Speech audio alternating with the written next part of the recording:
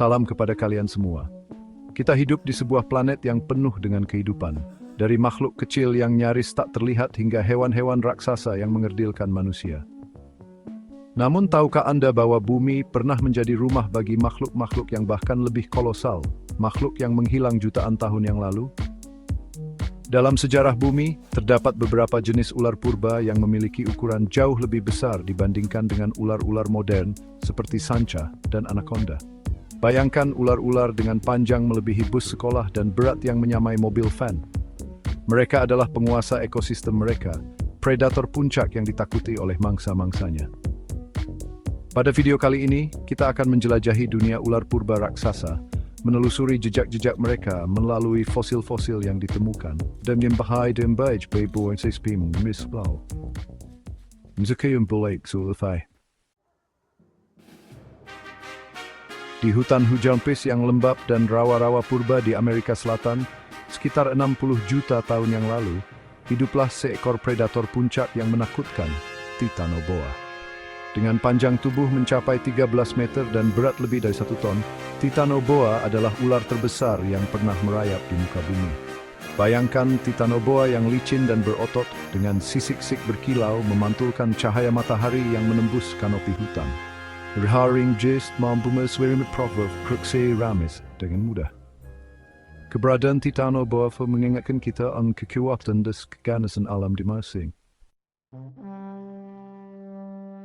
Berpindah ke wilayah yang kini dikenal sebagai Gurun Sahara di Afrika Utara, sekitar 40 juta tahun yang lalu, hiduplah Gigantophis, ular raksasa dengan panjang mencapai 9 hingga 10 meter. Gigantophis, meskipun tidak sebesar Titanoboa, tetaplah predator yang tangguh. Gigantophis adalah ular semi-akuatik, menghabiskan sebagian waktunya di perairan dan memangsa ikan-ikan besar, buaya, dan mamalia yang mendekati sumber air. Gigantophis adalah pemicu ular raksasa ni panunujan built juga pada periode penginkan varian berhiring. Chapter 3. Matsoya sang penjelajah lintas benua. Matsoya adalah ular purba raksasa yang hidup sekitar 60 juta tahun yang lalu. Fosil-fosil mereka ditemukan di berbagai belahan dunia, mulai dari Amerika Selatan, Eropa, hingga Madagaskar. Hal ini menunjukkan bahwa Matsoya adalah ular yang sangat adaptif dan mampu hidup di berbagai habitat.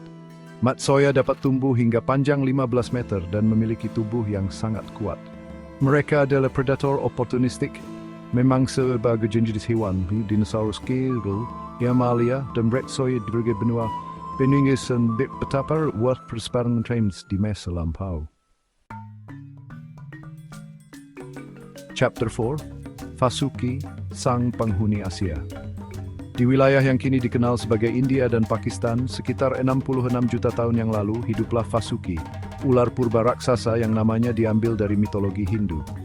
Vasuki diperkirakan memiliki panjang mencapai 15 meter dan merupakan predator puncak di habitatnya. Meskipun informasi tentang Vasuki masih terbatas, penemuan fosil-fosilnya memberikan gambaran tentang keanekaragaman ular raksasa di masa lampau. Vasuki kemungkinan bangsa dinosaurus herbivora, reptil, dan mamalia hidup di wilayah tersebut. Chapter 5. Palaeophis, sang penguasa lautan.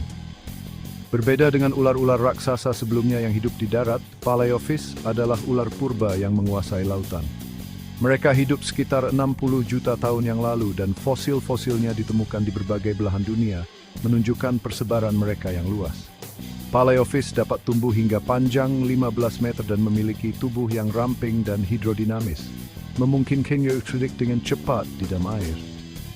Rahang Palaeophis dipersenjatai dengan gigi-gigi tajam yang ideal untuk menangkap ikan dan bahkan reptil laut seperti penyu dan buaya. Ular-ular purba raksasa yang telah kita bahas hanyalah sebagian kecil dari keanekaragaman reptil raksasa yang pernah menghuni bumi.